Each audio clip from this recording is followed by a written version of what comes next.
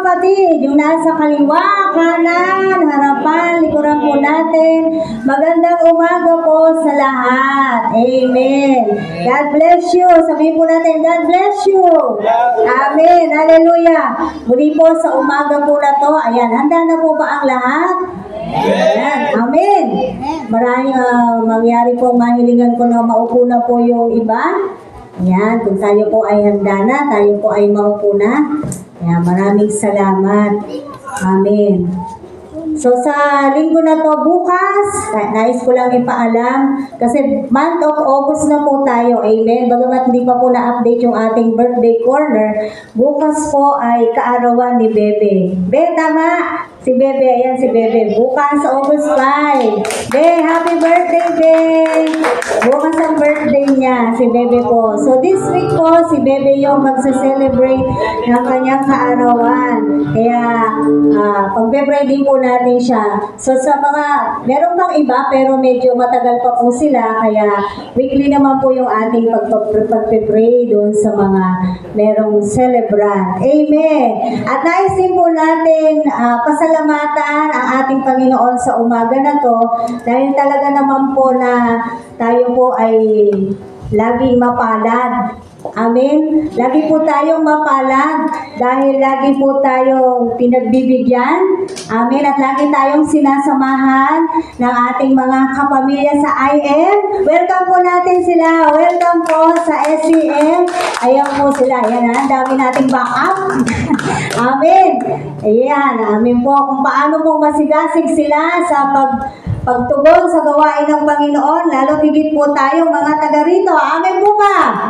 Amen. Hallelujah. So, sa umaga po na to, ang magbibigay po ng salita, katulad po ng alam na nating lahat, ay walang iba, kundi si Pastor Joe. So, pwede ba nating tawagin na resident speaker na natin siya? Yes. Opo. Yan. Madalas na po nating makakasama si Pastor Joe dito po sa ating iglesia. So, hindi na po siya bago sa atin. Amen.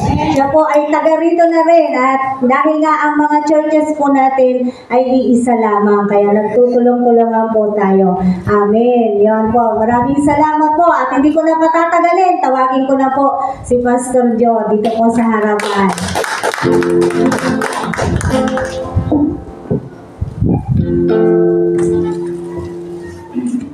Good morning po sa bawat isa. Mapalad din po kami dahil kami po ay may pribilehiyo na makapunta dito sa church, sa SCM. Sabi po ni Pastora, iisa lang naman talaga yung church natin.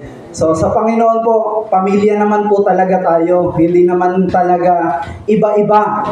Iba-iba lang yung lugar, pero sa Diyos meron lang iisang church. Kaya pag pinag-aralan po natin yung Biblia, may kita natin doon, Church of God. Hindi nakalagay doon, Church of Tansa, Church of Gentry, Church of ganito, pero laging, halimbawa po, mamaya, yung tatalakayin natin, sabi ni Apostol Pablo, ito ay sulat sa mga taga-Korinto, to the Church of God, sa mga taga-Korinto. Kumbaga, ang iglesia ng Diyos na nasa Korinto. So kung makikita po natin sa Biblia, actually isa lang naman po talaga ang church ng Diyos.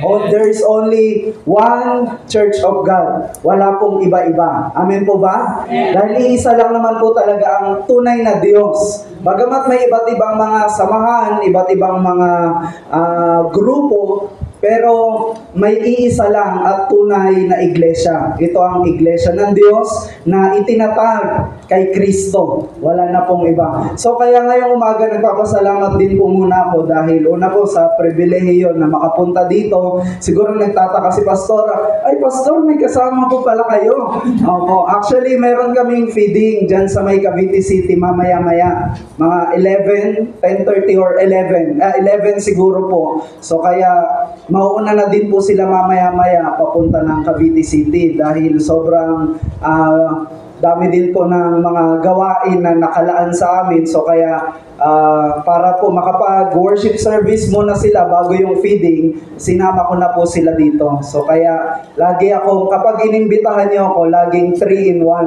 Okay. Ako po, tsaka yung Father, Son, and Holy Spirit. Opo. So, ayan. Kaya may mga nasasama po ako minsan. Pero actually, kahit saan naman po tayo magpunta, lagi nating kasama ang Diyos. Salamat po sa Panginoon minsan pa dahil sa pribilehiyo na kami po ay ma-welcome dito sa church ng SCM. Salamat po. Praise God. Salamat po sa buhay ng mga taga SCM. Dahil kung wala po kayo dito, wala rin kami dito. So dahil po sa Panginoon, dahil sa inyo, kaya po kami nandito. Kaya maraming salamat po. Tayo po muna ay makibukas sa libro ng unang Korinto, 1 Corinthians, chapter 1. Ayan po. Okay, nandyan na po. Unang Korinto,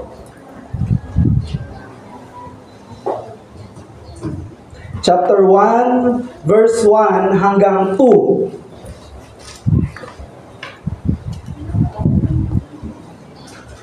Nandyan na po? Basahin ko po, tapos sundan nyo na lang po ng inyong mga mata. Paul, called to be an apostle of Christ Jesus by the will of God. Si Apostol Pablo, tinawag upang maging apostol ni Kristo Jesus sa kalooban ng Diyos. And our brother Sosthenes, verse 2, to the church of God in Corinth, sa iglesia ng Diyos, sa mga taga-Korinto, to those sanctified in Christ Jesus, and called to be His holy people, together with all those everywhere who call on the name of our Lord Jesus Christ. Tignan niyo po, sabi dito, to those, together with all those everywhere who call on the name of our Lord Jesus Christ, their Lord and ours. Their Lord and our Lord. The same Lord. Okay, tayo po muna ay manalangin. Aming Diyos, maraming salamat sa umagang ito, Panginoon, dahil Ikaw ang Diyos na tapat, Ikaw ang Diyos na dakila, Ikaw ang Diyos na banal, Ikaw ang Diyos na matuwid, Ikaw ang Diyos na perpekto, at kailanman Ikaw ay hindi nagbabago. Ikaw noon, ngayon, bukas, magpakailanman. Salamat dahil ang Diyos na pinaglilingkuran namin, O Diyos, Ikaw ay hindi nagbabago. Bagamat ang mundong ito ay nagbabago, ang mga tao ay nagbabago, ang mga paligid ay nagbabago. Halos lahat ng bagay sa mundo, O Diyos, nagbabago. Ang panahon ay nagbabago at lumilipas, subalit ang iyong salita ay patuloy na nangungusap at hindi kukupas kailanman. Panginoon, maraming salamat dahil ang Diyos na pinaglilingkuran namin ay hindi nagbabago. Pupurihin ka, Panginoon, dakilain ka. Sa oras na ito, O Diyos, nagpapasalamat din kami sa buhay ng bawat isa na itinalaga mo sa lugar na ito upang makinig ng iyong salita. Sambahin ka, papurihan ka, dahil ikaw ang nararapat na paglingkuran. Ikaw ang Diyos na nararapat na sambahin sa oras na ito. Nilikha mo kami, Panginoon, para sa iyong kaluwalhatian. O Diyos, purihin ka, dakilain ka. Buksan mo ang aming mga puso, buksan mo ang aming mga mata. Bigyan mo kami, O Diyos, ng interes sa katotohanan. Bigyan mo kami ng interes sa mga makalangit na bagay. Bigyan mo kami, O Diyos, ng kagalakan na sambahin ka. Lord, bigyan mo kami ng kalakasan na nagmumula sa iyong salita. Kung kami, Panginoon, ay nanghihina, ang iyong salita ang magpalakas sa amin. Kung kami, O Diyos, ay nanlalamig, ang iyong salita ang magpainit sa amin. Kung kami, Panginoon, ay naliligaw, ang iyong salita ang magbalik sa amin sa tamang landas. Kung kami, Panginoon, ay napupunta sa kadiliman, ang iyong salita ang magbigay ng liwanag sa amin. Dahil ang iyong salita ay panglaw, Panginoon, at ilaw sa aming landas. O Diyos, pagpalain mo ang iglesyang ito, ang salita mo nawa, ang siyang maghari sa amin. At ito ang aming dalangin sa pangalan ni Jesus. Amen. Amen. Palakpakan po natin ang Diyos. Alam niyo po, actually, kagabi, may sakit po yung anak ko. Kagabi po, yung bunso. Napakainit, may lagnat. Nung ano pa po yun, Friday ng gabi. And then, sabi ko sa Panginoon, Lord, ano ba Lord?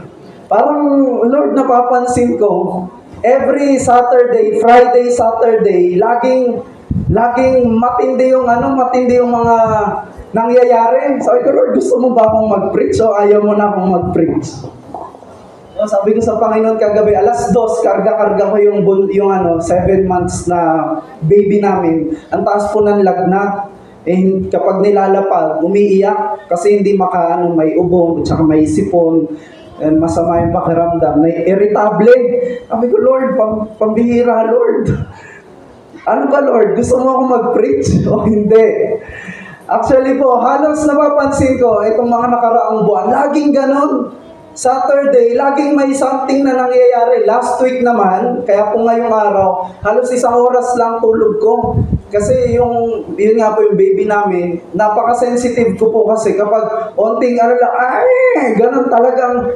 Tsaka buhay na buhay po yung diwa ko dahil talagang concern sa bata. So kaya hindi po ako halos nakatulog. Yung tulog ko po siguro 1 oras lang, mga 3 to 4. Ganun po yung tulog ko. Pero salamat pa rin sa Panginoon. Pero napapansin ko, parang laging ganun.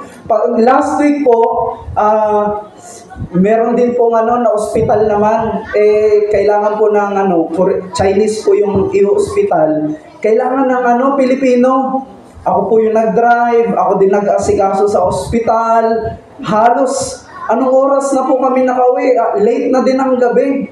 Nung Saturday po noon, umaga nung Saturday, galing po ako ng Naik, sa church sa Naik, 9:00. Nakabalik kami, halos magti 3 p.m. na sa Dasma. Sa Naik po, may din kami, may gawain. Tapos nag-ikot din po kami sa Naik. Tapos pagbalik lang po namin ng Dasma, diretso, dinala ko na yung pasyente sa ospital hanggang hating gabi na po. So talagang sabi ko every weekend, talagang restless, walang pahinga. Opo. So, kinaumagahan po noon, Sunday, sobrang sakit po ng lalamunan ko. Pag lumulunok po ako ng laway, napakasakit. Halos 2 days hindi po ako nakakain ng maayos. Monday po, wala na.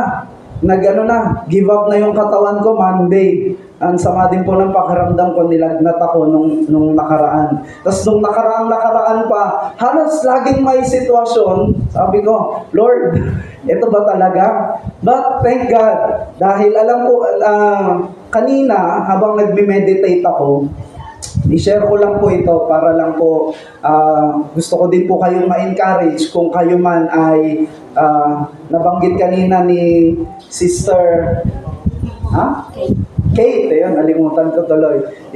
Sa panalangin, kung mayroon mga problema, mga pinagdadaanan, so kaya, dahil yun na din yung prayer niya kanina, so kaya gusto ko po itong i-share sa atin bago ko po simulan itong mensaheng ito. Alam niyo po, thank God, dahil alam natin na yung mga pinagdadaanan natin sa buhay, hindi yan basihan kung kung tayo ay pinapabayaan ng Diyos o hindi. Yung mga yan ay ginagamit ng Diyos para tayo ay palakasin, para tayo ay patatagin, but at the same time, para tayo ay lalo pang magtiwala sa Diyos. Kaya sabi ni Apostol Pablo, kung kailan ako mahina, doon ako malakas.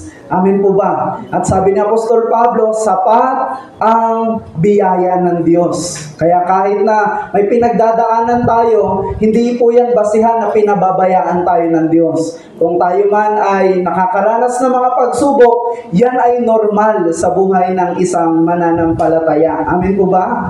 Amen. At mapalad tayo, sabi sa Santiago, mapalad tayo, magalak ka kapag nakakaranas ka ng mga pagsubok, dahil yung mga yan ay kalooban ng Diyos upang tayo rin ay palakasin at para tayo din ay lalo pang magtiwala sa Diyos. Amen po. Kapag wala ng problema sa buhay, wala na rin, sabi po sa ng isang pastor, yung mga problema, yan yung nagbibigay ng kulay sa buhay. Pag walang problema, sabi nila, hindi daw masaya ang buhay. Hindi mo daw ma-appreciate kung gaano talaga kasaya ang buhay.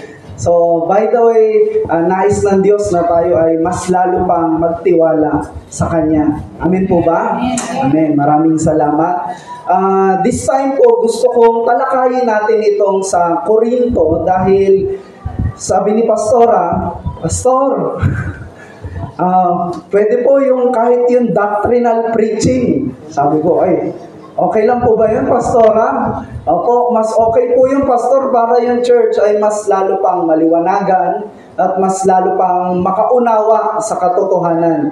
Actually po, sa isip-isip ko, actually, doctrinal preaching, ito ay talagang dapat naman talaga sa mga iglesia. Kaya lang sa panahon ngayon, mas nagiging topical para ma-encourage yung mga tao. So, ang purpose kadalasan ng mga nangangaral is ma-encourage lang yung tao. Pero kung sabi po ng isang pastor, isa ring kilalang pastor, doctrinal preaching is like surgery sa church. Kumbaga, alam niyo po may dalawang uri ng gamutan yung pasyente. Una yung tinatawag na medication through medicine. And then yung pangalawa, yun po yung tinatawag na surgery. Sino po dito na operahan na? Aba, marami na. Okay po. Sino dito nakainom na ng gamot? Ayan.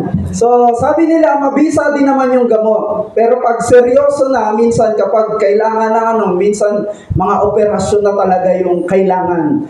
So, therefore, yung doctrinal preaching ay napakahalaga para sa ating mga spiritual na buhay. Hindi lang po ito para sa ating kaisipan, para tayo ay magkaroon ng maraming kaalaman, pero ito rin po ay napaka-importante for our spiritual life. Dahil ang iglesia po, ito ay sa Diyos, hindi po ito sa atin. May katanungan po na ang iglesia ba, ito ay para sa tao o para sa Diyos? O sa iba, ang tingin nila, ang church para sa tao. Pero nagkakamali po tayo, ang church para sa Diyos. Kaya nga po ang tawag dito, Church of God. Hindi po ito Church of People. Hindi po ito Church of Man.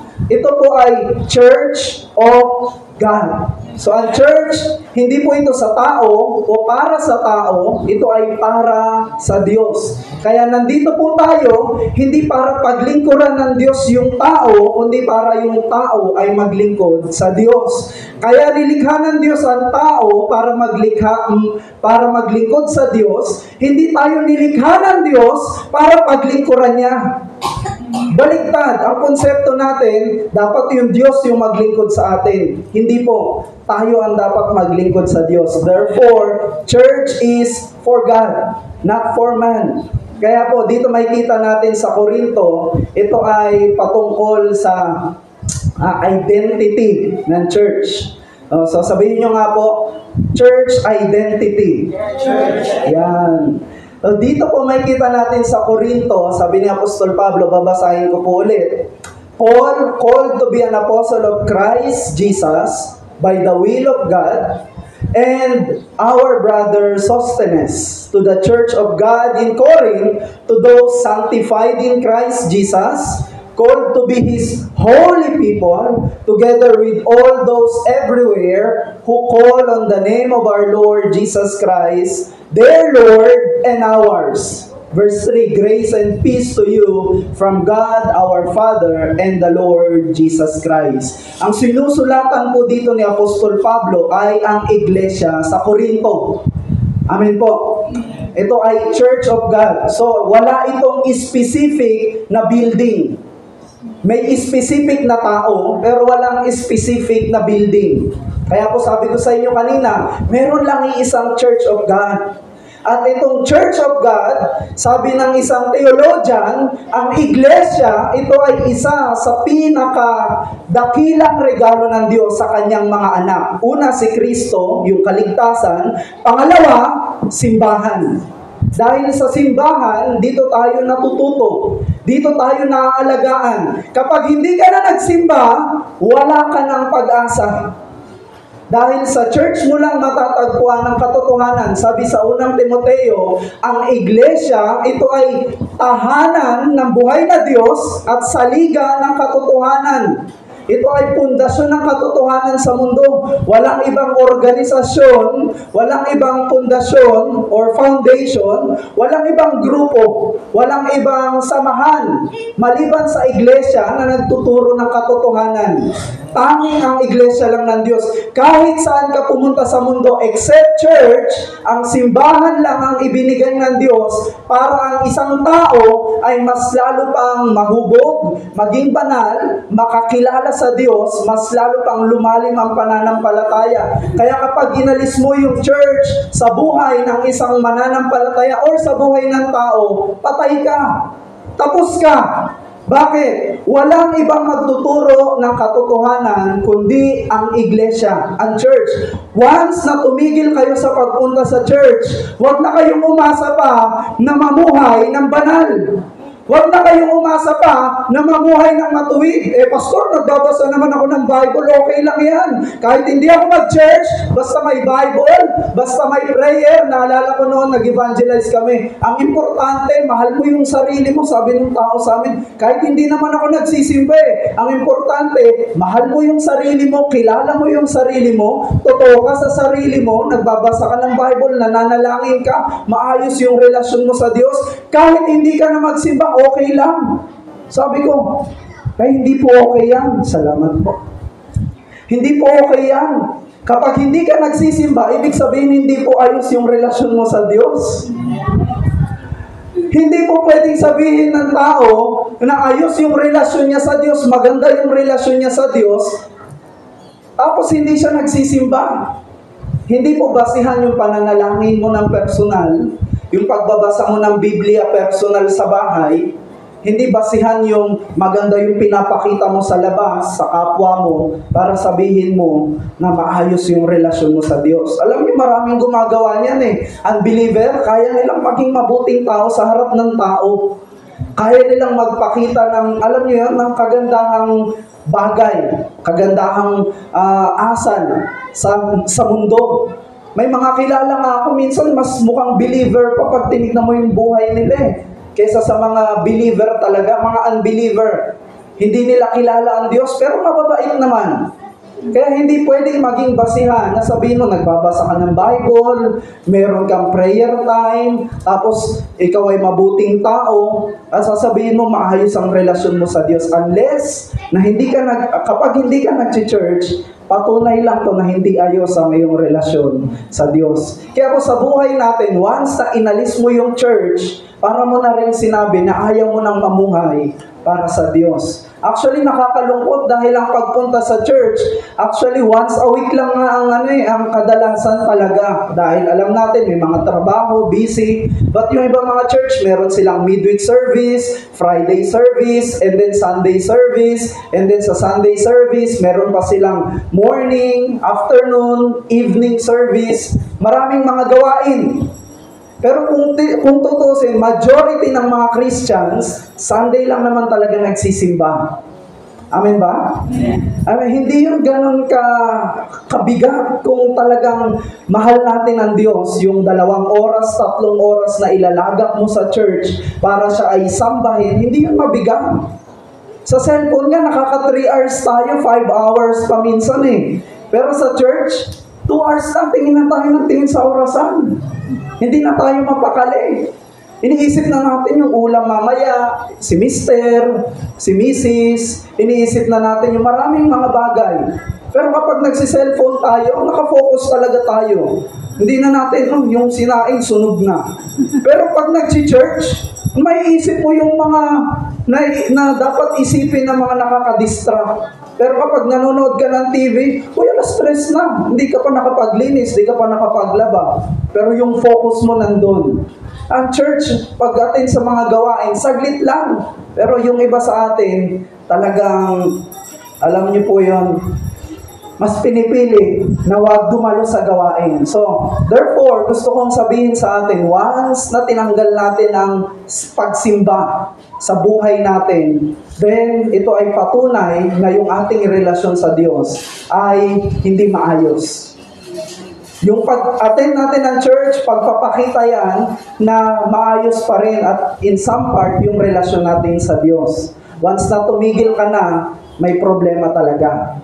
Kaya kahit na po meron tayong mga kabigatan, may mga problema, hindi mo pwedeng tanggalin yung pagsimba, pagdalo sa gawain. Dahil kapag inalis mo pa to, kaya nakakalungkot yung iba pag namumroblema, ayaw mag-church. Mas kailangan nga nila yung Diyos sa mga ganong panahon, pero iniisip nila, mas kailangan nila ng time. Yung iba sasabihin, hanapin ko muna yung sarili ko. Kailangan ko ng time. Give me some time.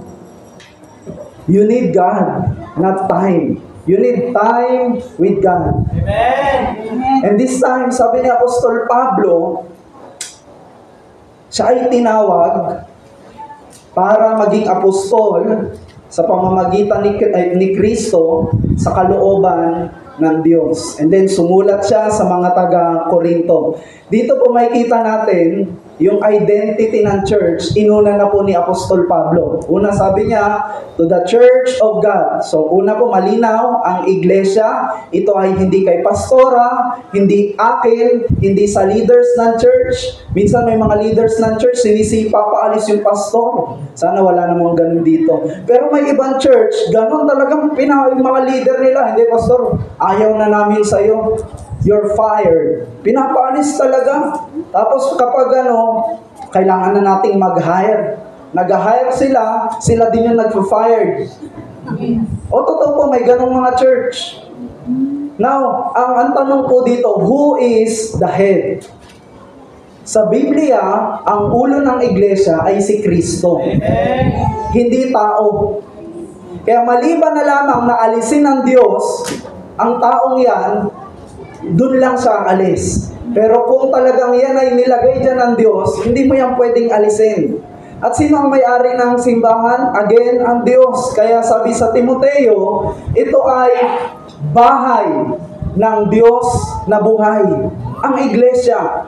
Once na marinig natin itong bagay na to, so una, itong church, ito po ay sa Diyos. This is Church of God. SCM lang yung pangalan para makita yung identity na tayo ay taga dito. Pero, iyan ay may headings na Church of God. Okay? Church of God. Ibig sabihin, tayo po ay iglesia ng Diyos.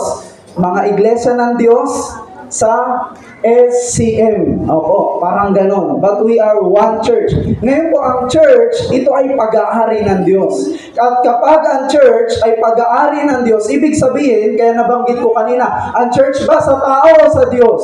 Sa Diyos. Amen? So, sino ang masusunod sa church? Yung Diyos o yung tao?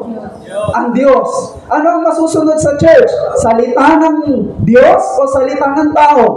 Salita ng Diyos, hindi salita ng tao. Ngayon, ang Biblia, ito ay salita ng Diyos. Ito ang dapat nating sundin, ito ang dapat nating gawin, ito ang dapat nating ipamuhay, yung salita ng Diyos. Therefore, kung ang church ay Church of God, yung salita niya ay dapat ipangaral sa iglesia. Pangalawa, kung ang salita ng Diyos ay ang Biblia at dapat may pangaral sa church, pagkatapos itong may pangaral, kailangan din itong ipamuhay. Hindi lang maipangaral, pero kailangan maipamuhay. Ito ang dapat gawin ng iglesia ng Diyos. Maipangaral, so una, kaya napaka-importante ng discipleship sa church. Dahil dito, yung bawat isa napapangaralan, natututukan. Kaya nga po, ini-encourage natin, last time, nagkaroon tayo dito ng gawain din, and therefore, I encourage na ipagpatuloy natin yung discipleship. Kahit matanda na tayo, kahit na bata pa, pwede na natin silang ma-disciple. Ano ang purpose nito? Para mas lalo silang lumalim sa pananampalataya sa Diyos. Makilala nila ang Diyos, malaman nila ang salita ng Diyos, at maipamuhay nila. Ngayon, ang trabaho ng nagdi-disciple, hindi lang magturo, kundi gabayan yung bawat kaluluwa. Yung dinidisciple niya. Why? Dahil kailangan nilang maipamuhay yung salita ng Diyos. So, dito sa SCM, ini-encourage ko po kayo na tangkilikin natin yung discipleship. Dahil ito po ay pagpapatunay na gusto nating i-implement or gusto natin na yung bawat individual ay sumunod sa Diyos, mamuhay para sa Diyos, dahil ito ay sa Diyos. So kung ang church ay sa Diyos, okay po, tandaan natin, kung ang church ay sa Diyos, therefore, ang buhay ng bawat hinirang sa iglesyang ito ay sa Diyos. Ngayon, ano po ang ating pananaw pag naririnig natin ang church? Every Sunday? Hindi po. When we say church, we belong to God. Gathered people. Sa Greek word, ito ay ecclesia, ibig sabihin gathered people. So ngayon, itong mga nagtitipon para sa Diyos, itong iglesia, tayo po, hindi po tayo nagiging parte ng iglesia ng Diyos tuwing Sunday lang. Naintindihan niyo po? Once na ikaw ay naging kabilang na sa iglesia ng Diyos, hindi ka member lang tuwing Sunday. So dito gusto ko na pag-usapan din natin yung tinatawag na partial and impartial. Na ibig sabihin, akala natin ang pagiging parte ng iglesia ay tuwing araw lang ng linggo. At dito rin, napakaganda po nito kung i-apply natin yung discipleship, dito natin matututukan yung bawat kaluluwa, not only Sunday, but even every day. So minsan may church, nahihiya yung pastor or nahihiya minsan yung mga leader ng church na panghimasukan yung buhay ng mga member. No. Kung ikaw ay kabilang na sa iglesia ng Diyos, dapat alam mo na yung kabuuhan ng iyong buhay ay sa Diyos, hindi lang kapag linggo. Hindi lang kapag linggo, kundi araw-araw. At lahat ng ginagawa mo ay para sa Diyos. Ano pong ibig sabihin ng partial and impartial? Ibig sabihin, ang iniisip natin, partial lang yung pagiging member ng iglesia ng Diyos. Hindi po. Kapag ikaw ay kabilang na sa iglesia ng Diyos, Monday to Sunday, 24/7, ikaw ay kabilang sa iglesia ng Diyos. Umuwi ka man, but you are part of one body. Kaya dito natin makikita yung kahalagahan ng discipleship sa church. Dahil dito, tinatalakay natin, tinuturuan natin sila paano mamuhay bilang estudyante. Paano mamuhay bilang mga may bahay. Paano mamuhay bilang mga nagtatrabaho. Paano mamuhay bilang mga anak ng Diyos.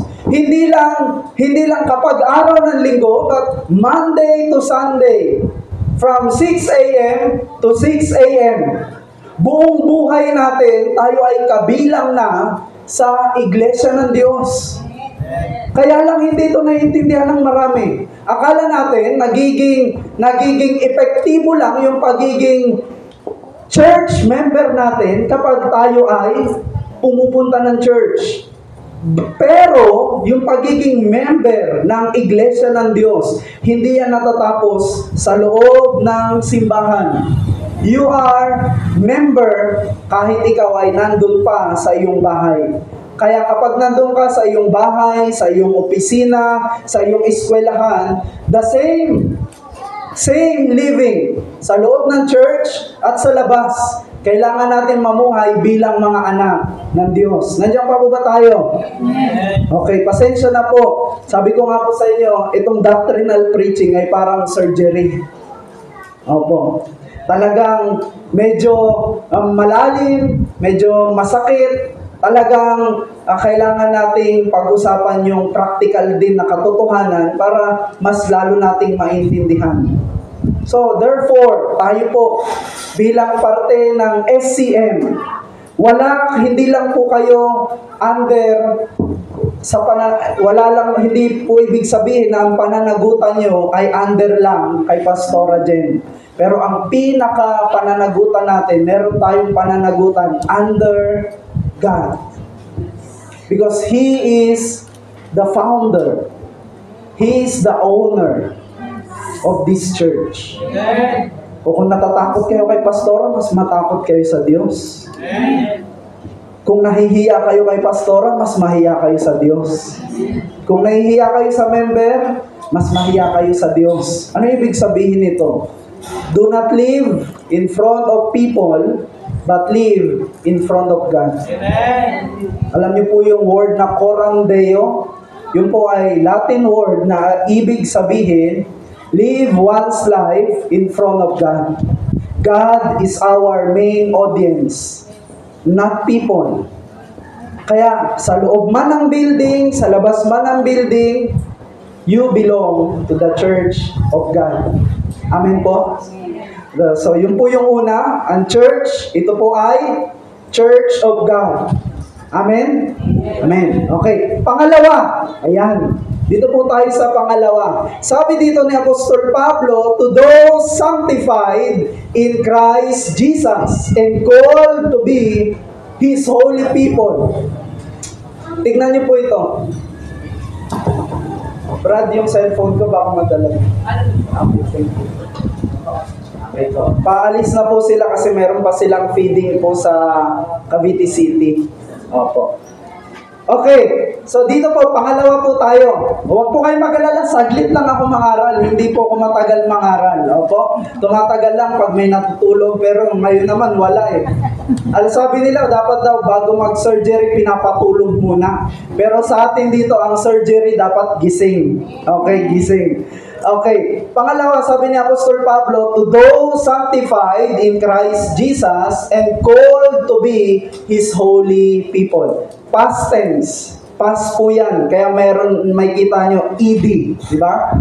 Kapag may ED sa salita, halimbawa, justified. Okay? Tapos na. Ano pa? Ano pang salita? Minsan. Sige po, konting English. Okay. Applied. May ED, ibig sabihin, tapos na. Ano pa? Sister Kate? Sanctified. Okay, okay, sanctified. Ano pa po? Wala na? Okay. Tithe. Joke lang, hindi nyo na-gets. Okay. Opo. So may ED. Ngayon sabi dyan, to those sanctified in Christ. Sino sabi ni Apostol Pablo, itong mga taga-Korinto na sanctified, nalinis na ng dugo ni Kristo. Okay, so may dalawa po tayong, pag sinabi natin sanctification, so meron tayong in general, talaga naman po tayo ay nalinis na sa dugo ni Kristo. Walang ano po yan, walang question. Yung dugo ni Kristo ay perpektong handog para po tayo ay malinis sa ating mga kasalanan. Kaya nga yung kanta, are you washed in the blood? Okay. In the blood of the Lamb, washed in the blood. Tayo ay nahugasan na, nalinis na sa dugo ni Kristo. Totoo po yun. Kaya itong Church of God sa Corinto, sabi ni Apostol Pablo, itong sulat na to ay para sa mga nalinis na ng dugo ni Kristo. Pero yung isa pa, yung tinatawag nating being sanctified.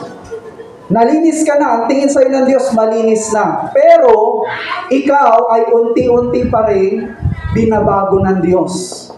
Hindi po ibig sabihin na na-sanctified ka na, perfecto ka na. Hindi po.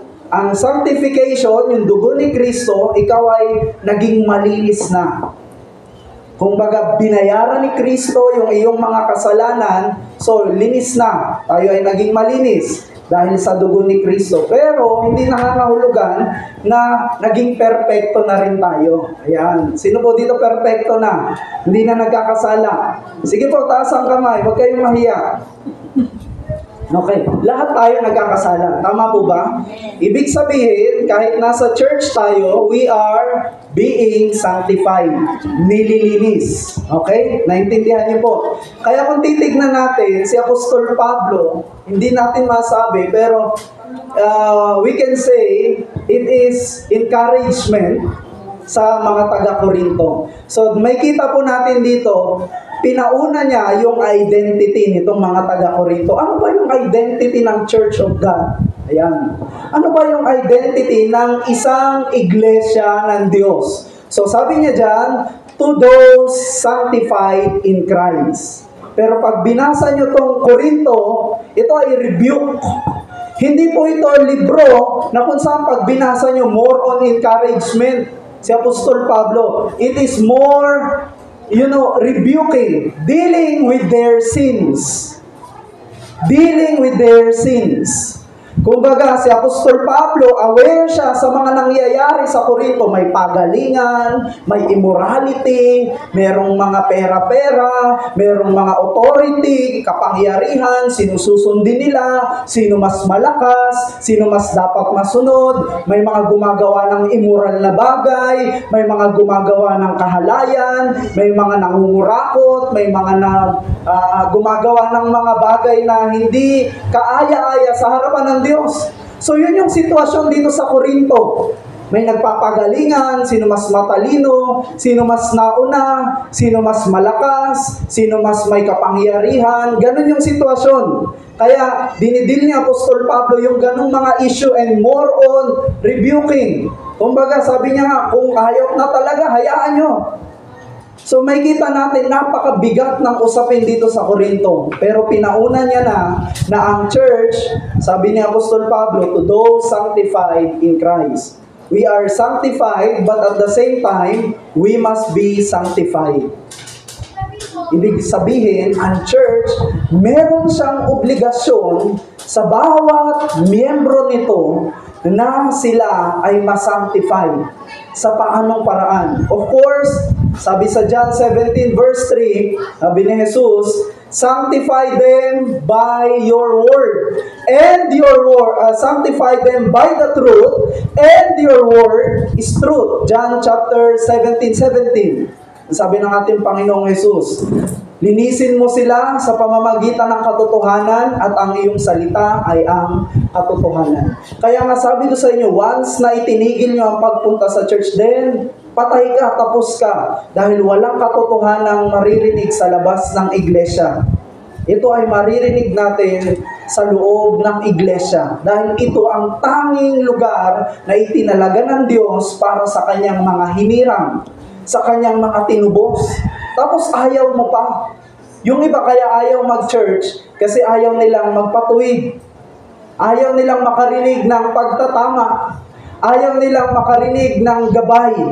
Gusto nila, pupunta sila sa church, ang mapapakinggan nila, encouragement, blessing, healing, at kung ano-ano pang mga kinahuhumalingan ng kanilang mga tenga. Kaya sabi ni Apostol Pablo, basahin po muna natin sa unang Timoteo. Tignan niyo po ito. Unang Timoteo, okay, nandyan na po. Unang Timoteo, chapter 2, verse 14, hanggang, basahin po natin, 3.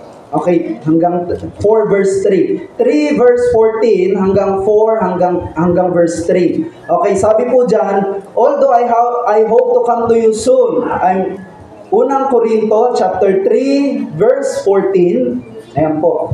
Tapos tuloy-tuloy yung basa natin sa 4 hanggang 1 hanggang 3. Okay. Although I hope to come to you soon, si Apostol Pablo, sabi niya kay Timoteo, umaasa ako na makakapunta din dyan na sa lalong madaling panahon. I'm writing you this instruction so that if I am delayed, alam mo kung ano yung gagawin mo, you will know how people ought to conduct themselves in God's household, which is the church of the living God, the pillar and foundation of the truth. Beyond all questions, the mystery from which true godliness springs is great. He appeared in the flesh, was vindicated by the Spirit, was seen by angels, was preached among the nations, was believed in the world, was taken up in glory. The Spirit clearly says that in later times, tignan niyo po ito, the Spirit, sinabi din ni Apostol Pablo yung identity ng church, and then, eto naman, niremind niya si Timoteo, the Spirit clearly, for verse 1, The Spirit clearly says that in later times, darating yung mga panahon, some will abandon the faith. Tatalikuran nila yung kanilang pananampalataya and follow deceiving spirits and things taught by demons. Mga demonyo, katuruan ng kaaway. Ito yung kanilang susundin. Darating yung ganyang panahon. Okay. And then, verse 2, such teaching come through hypocritical liars whose conscience have been seared as with a hot iron. Verse 3, they forbid people to marry and order them to abstain from certain foods which God created to be received with thanksgiving by those who believe and who know the truth. At kung titignan natin, sabi ni Apostol Pablo dun sa mga naunang talata, yang iglesia, yan ay saligan ng katotohanan. Hindi mo dapat i-compromise yung katotohanan. Kahit na dumating yung araw na yung mga tao ayaw na nilang makinig. Minsan, ito ang nagiging kahinaan ng isang simbahan. Totoo po ito. In my own observation and experience, yung ating tinuturo sa church, minsan, kinukonsider natin, ito ba ay okay lang sa mga makikinig? Okay lang ba si brother kapag narinig niya to kasi hindi siya nagtatights? Okay lang ba si sister pag narinig niya to kasi alam ko hindi pa siya kasal? Okay lang ba kapag narinig to ni sister kasi alam ko nagpa-abort yun eh. Yung mga ganong meron tayong mga something na kino-consider. So, okay, we try to twist the message para lang hindi sila masaktan, para lang hindi sila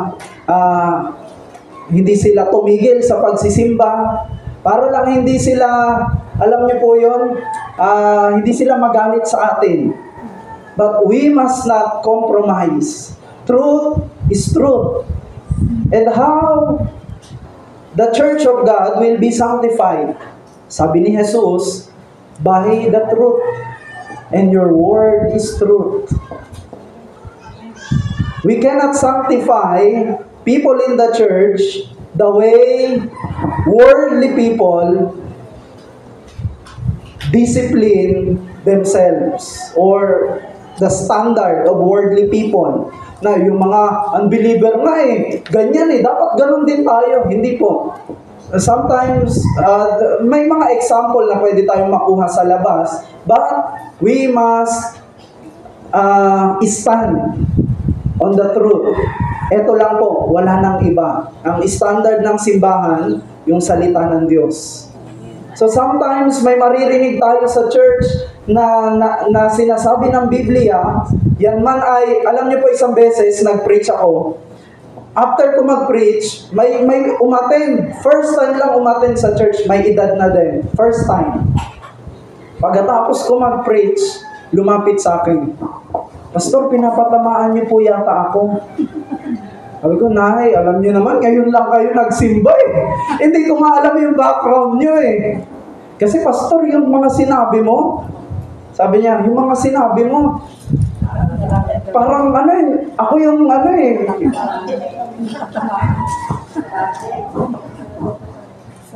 Sabi ko sa kanya, Nay, pasalamat kayo sa Diyos.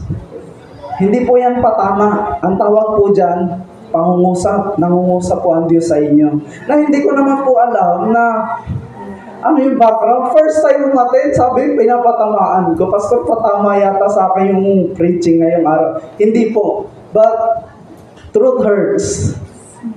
And then, bakit po? Dahil makasalanan tayo. Kaya dito pag binasa natin yung Korinto, tignan nyo po dyan, sa chapter 3, 1 Corinthians chapter 3, ito ay issue about church leadership, church and its leaders. And then, pagdating sa chapter 5, na chapter 4, meron ng warning si Apostol Pablo. Sa verse 14, sabi dyan, I am writing this not to shame you, but to warn you as my dear children. Hindi para pahiyain ko kayo, kundi dahil mahal ko kayo bilang aking mga anak. Tignan niyo yung ano ni Apostol Pablo. So even if you had 10,000 guardians in Christ, you do not have many fathers. For in Christ Jesus, I became your father through the gospel. Nagbigay siya ng warning. Therefore, I urge you to imitate me. Sabi ni Apostol Pablo. Sabi niya, imitate me as I imitate Christ. Hindi naman ito imitate me because I am perfect. Pero bilang spiritual father. Kaya po balang araw, kung kayo man ay may maging mga leader sa church, you need to grow spiritually so that you can say to your disciples, imitate me. Pero kung yung dinidisciple nyo is mas matured pa sa inyo, shame on you. Nasabihin, imitate me. Pastor, anong gagayahin ko sa iyo? Nakakahiya. Leader, anong gagayahin ko sa iyo? Lagi kang absent, ako laging present. How can I imitate you? Hindi mo ma-apply ito. And then sa verse 5, dito naman dealing with a case of incest. Chapter 6, lawsuit among believers, sexual immorality, and then concerning the unmarried chapter 7, and then chapter 8, concerning food sacrifice to idols, and then many more. Marami. But all this is concern. Dahil sabi ni Apostol Pablo sa verse 1, Paul called to be an apostle of Christ Jesus. Kaya ito ginagawa ni Apostol Pablo, hindi para hiyain sila. Kundi ginagawa niya to dahil tinawag siya ng Diyos na gawin ang ganitong mga bagay. So the church also, the pastors, the leaders, God called us to lead people, not to take care of the people, but to lead them in the truth. Igabayan sila sa katotohanan, hindi alagaan lang. Kung si sister hindi na nakakapagsimba, puntahan natin, sister, ano pa problema? Ganun ba? Sige, pagpipray ka namin. Eto, makakain. Tapos na. Pero kailangan natin silang gabayan. Akayin sa katotohanan. Hindi lang alagaan, but we need to lead them. Alam niyo yung mga sanggol, sila ay ating inaalagaan dahil sila ay sanggol. Yung bata, kailangan din nating alagaan. 2 years old, alagain pa rin yan. 3 years old, alagain pa rin yan. Actually, kahit 18, inaalagaan pa rin. Pag nagkasakit yan, kahit 18 na yan. Meron nga akong nakita, 40 plus no, nag-aalaga, 60 plus na nanay. Inaalagaan pa rin. Bakit? Kasi anak niya eh. Pero hindi dapat nating kalimutan bilang mga magulang na dapat din nating turuan, akayin yung ating mga anak o hubugin yung ating mga anak. Kumbaga, maturuan sila. Inaalagaan mo sila pero tinuturuan mo sila para magawa nila yung kanilang mga tungkulin bilang tao. Bilang babae, bilang lalaki, bilang may asawa, bilang may trabaho, bilang estudyante, especially bilang anak ng Diyos, tayo sa church, tinuturuan natin ang bawat isa na mamuhay. Kaya nga again, kung babalikan natin, dito po, itong mga issue na dinidil ni Apostol, magtatapos na po tayo. Okay po. Etong mga issue na dinidil ni Apostol Pablo, hindi po ito sa loob lang ng simbahan, but even their personal life. Personal life. May mga pumupunta ng church, ayaw nilang pakialaman yung personal na buhay nila. And they misunderstand the authority of the church, the authority of God over them. Kung hindi natin papayagan ang church na panghimasukan yung ating personal na buhay, then we will never grow as children of God. Or maybe, hindi natin naiintindihan ano yung identity ng church. Kanina po wala kaming maparkingan dyan dahil malaking simbahan pala yung nandun. Ano pa kami, hindi, Catholic ata yan, hindi Baptist yan, Pastor, hindi. Nabasa namin Mary, Catholic nga. Okay, wala kami, ang daming tao. Sobrang daming tao. But hindi natin alam bakit sila pumupunta ng church. Yung iba pumupunta lang ng church dahil may pangangailangan lang. May iba pumupunta ng church dahil gusto talaga nilang mahubog yung buhay nila bilang mga hinirang ng Diyos, bilang mga anak ng Diyos. Pumupunta ng church para talagang sambahin, purihin ang Diyos, paglingkuran ng Diyos. Pumupunta ng church para ibigay sa Diyos ang para sa Diyos. Pero may iba rin naman pumupunta sa church dahil Sunday lang, kailangan lang. Ngayon ang tanong ko po sa bawat isa sa atin, bakit kayo nandito? Ano yung pagkakaunawa nyo sa Diyos na nagligtas sa atin?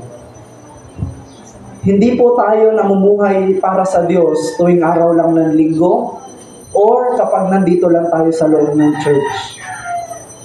Huwag tayong magalit kung sa church tayo po ay natuturuan. May mga personal na bagay na iniisip natin na parang personal na yan, pastora.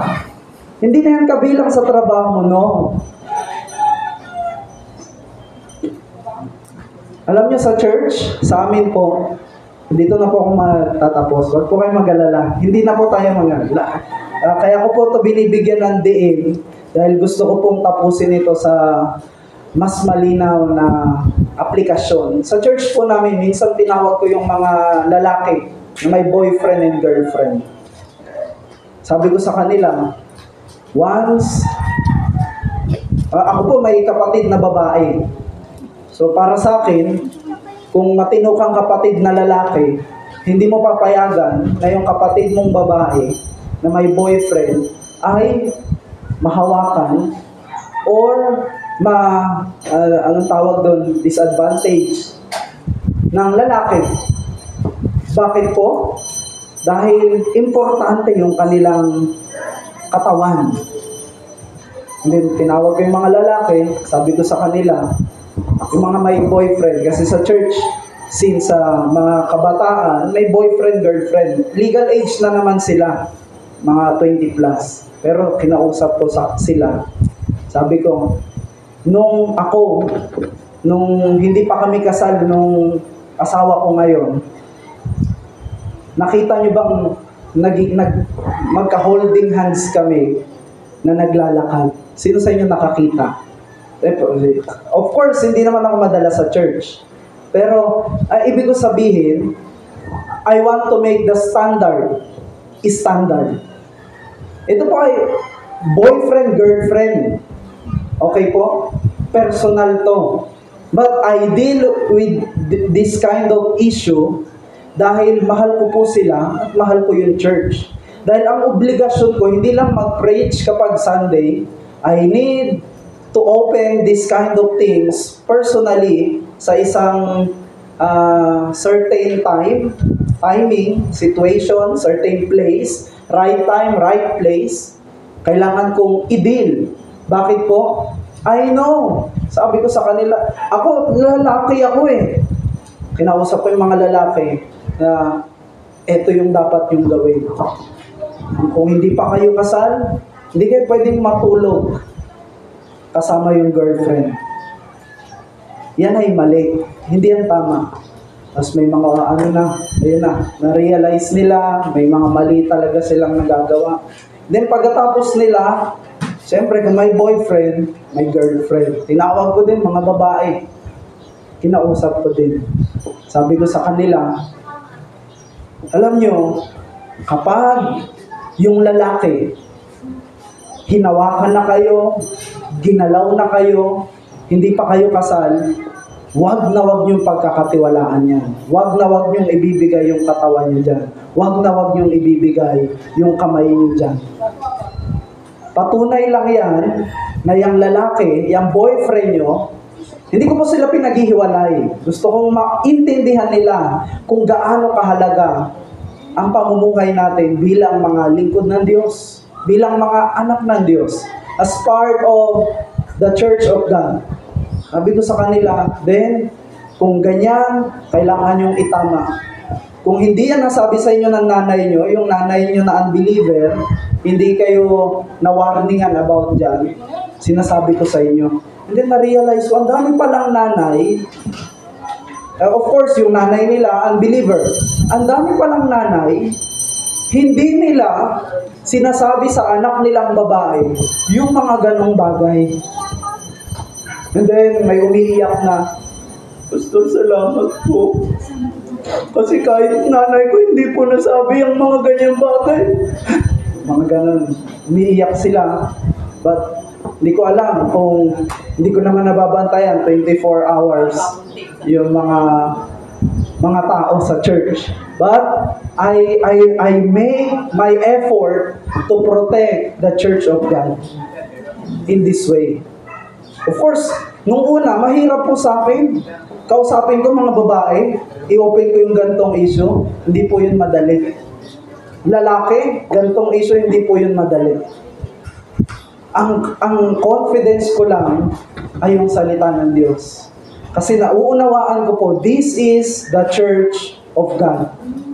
Kaya minsan kapag yung pastor may nasasabi na talagang palagay natin na tumatama sa atin, thank God. Kasi sinasanctify ka ng Diyos. Kapag puro gusto mo lang yung marinig mo, hindi ka masasanctify. Hindi ka lalalim. Hindi ka mahuhubog. This is the church of God. Ano yung pagkakaintindi nyo sa iglesia ng Diyos? Ano yung identity ninyo bilang mga parte ng iglesia ng Diyos? Kaya maraming mga sumusuko sa gawain, sa paglilid ng mga tao dahil hindi talaga madali, especially dealing the sin of other people while we need to deal our own sins. Kahit ako po, hindi po ako excuse sa ganitong mga bagay. But I try and try.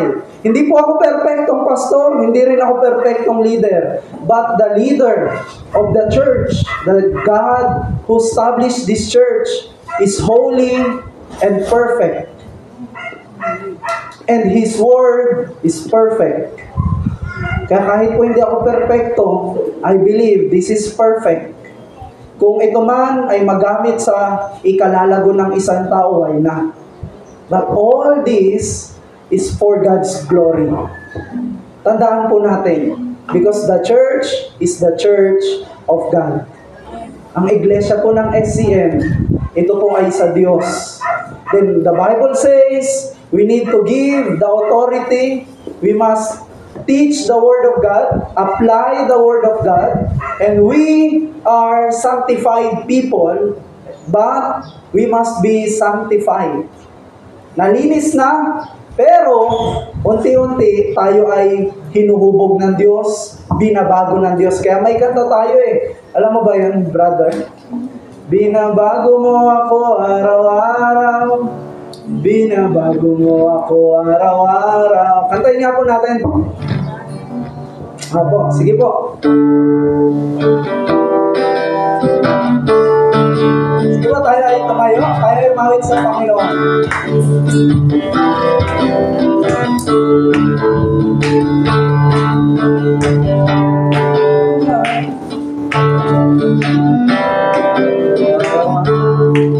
Di kaya, di. Okay lang ba, di? Okay.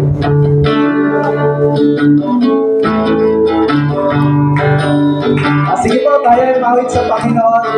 Kahit yung chorus lang. Okay? Di na bago.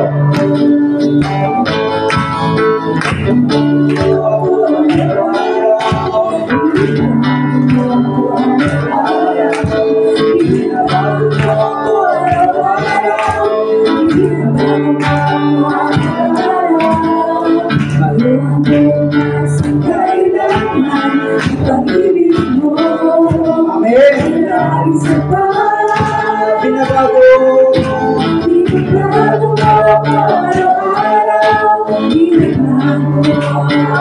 Amen. Yes, Lord. Amen.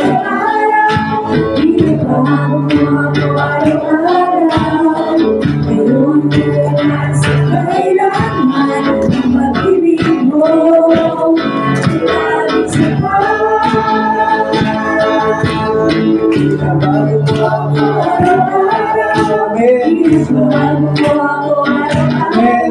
Hallelujah. Yes, baguhin mo kami araw-araw sa pamamagitan ng iyong salita. Ngayong bukas, kailangan pag-ibig mo. laging sapat. Amen. Amen. Palakpakan natin ang Diyos. Sige po, bago tayo manalangin, ulitin ko po, gusto ko kong tanungin ang bawat isa sa atin. Ngayong umaga, siguro po meron dito sa atin, matagal na nag-church. Meron sa atin, bago lang. But we must know what is church. At sabi ng Biblia, ito ay iglesia ng Diyos. Hindi iglesia ng tao, hindi iglesia ng pastor, hindi iglesia ng mga bata, but this is the church of God. Sa oras pong ito, nawa, huwag tayong maglagay ng limitasyon. Lord, Monday to Saturday, akin to. Pag Sunday, yan Lord, iyo yan. But we are not part of the church only Sunday. Monday to Sunday, every day. At yung responsibility natin as God's children, hindi lang sa loob ng simbahan, kahit sa labas ng ating mga simbahan. Sa oras pong ito, tayo ay manalangin. Muli tanungin natin ang ating mga sarili. Ako ba? Gaano ko naiintindihan yung aking katayuan bilang isang miyembro ng iglesyang ito? Gusto ko ba talagang ibigay sa Diyos ang lahat? O gusto ko lang ibigay ang temporaring oras tuwing araw ng linggo? If you cannot dedicate your life in the church, you cannot dedicate your life to God. Because church is the church of God. Sa Diyos ang simbahan. At hindi mo pwedeng sabihin, Lord, I dedicate my life to you, but I cannot dedicate my life in the church. Church cannot touch my personal life. It's my life. Church cannot touch my life in the school. Hindi pwedeng pakialaman ng church yung relasyon ko sa aking boyfriend, sa aking girlfriend, o sa aking asawa. It is personal matter, Lord. Mga kapatid, ang simbahan ay sa Diyos. And if you belong to Christ, if you belong to God's church, ibig sabihin po nito, God must reign over us. Sa bawat araw, sa bawat oras. O Panginoon, sa oras na ito, dalangin namin na maunawaan ng bawat isa kung gaano kahalaga ang iglesia. Huwag nawa namin ikahiya ang pagiging miyembro ng iglesyang ito. Huwag nawa namin, O Diyos, kalimutan ang aming mga obligasyon sa iglesyang ito. Huwag nawa namin bigyan ng limitasyon ang iglesyang ito para kami ay hubugin, para kami ay sanayin, para kami ay pabanalin. Lord, use this church so that the children of God, these people will grow in the knowledge of God, will grow their faith, they will be sanctified, and they will be more and more like Christ. O Panginoon, dalangin ko, Diyos, na ang iglesyang ito ay mas lalo pang maging kalarawan mo. Lord, dalangin ko ang bawat isa rito, O Diyos, mas lalo pang magkaroon ng puso na maglingkod sa iyo, makilala ka. Lord, this church is the only hope and foundation of the truth in this world. Panginoon, wag nawa kaming manghina. Wag nawa kaming magsawa na dumalo sa iglesyang ito. Ano man ang sabihin ng aming mga kapwa, ano man ang sabihin ng aming mga kaibigan, ano man ang sabihin ng mundo, dalangin namin na ang iglesyang ito, O Diyos, ay patuloy naming paglingkuran. Dahil alam namin na Ikaw ang tunay na hari, ang tunay na ulo ng iglesia. O Lord, I pray for this church, O God. I pray for this church. Let this church be the pillar and foundation of the truth. Lord, I pray, Panginoon, ganoon din sa bawat leader. Huwag silang mapanghinaan ng loob to fight the good fight, to preach the gospel, to stand for the truth. Ganon din sa bawat member ng iglesia nito. Lord, I pray, Panginoon, na makita nawa nila, mahalin nawa nila ang iyong salita. Kung naririnig man nila, O Diyos, ang salita mo, kung naririnig man nila ang pangangaral mo, Lord, dalangin namin, O Diyos, na buksan mo sila, buksan mo ang kanilang mga puso, bigyan mo sila ng pangunawa at pag-ibig sa katotohanan. Lord, dalangin ko, O Diyos, na ang iglesia nito ay patuloy pang maghangad ng katotohanan, patuloy pang maghangad ng mga makalangit na bagay, patuloy pa nilang hangarin, O Diyos, na maunawaan ang iyong salita at may pangaral ang salita mo, O Diyos. Lord, as you said, Jesus Christ, your word is truth. Maghari nawa ang katotohanan sa iglesyang ito, sa mga leaders at members. Lord, from now on we pray that we start to stand for the truth and preach the truth. Huwag naming ikahiya ang katotohanan, dahil ang katotohanan ang magpapalaya sa sino mang nasa kadiliman. O God, use this church. Use this church, Lord, to proclaim the truth sa lugar ng Tejero, sa General Trias, even in the province of Cavite. Lord, I pray more people will come through this church as we make disciples, as we preach the gospel. Lord, dalangin ko, O Diyos, si Pastora Jen, nabigyan mo pa siya ng lakas at ng karunungan, ng passion, O Diyos, sa paghubog sa iglesyang ito, bilang siya ang iyong itinalaga. Tutulungan mo siyang magampanan ang kanyang mga responsibilidad. Palakasin mo siya, O Diyos. Dalangin namin, nabigyan mo rin siya, Panginoon, ng mga kamanggagawa na handang ialay ang buhay para sa iyo, Panginoon. Mga kamanggagawa na handang ipaglaban ang katotohanan. Huwag naman silang magsawa, Panginoon, na ipamuhay ang katotohanan sa loob at labas ng iglesia. Lord, bless this church once again. Bless this church. In the name of Jesus, we pray. Amen. Amen.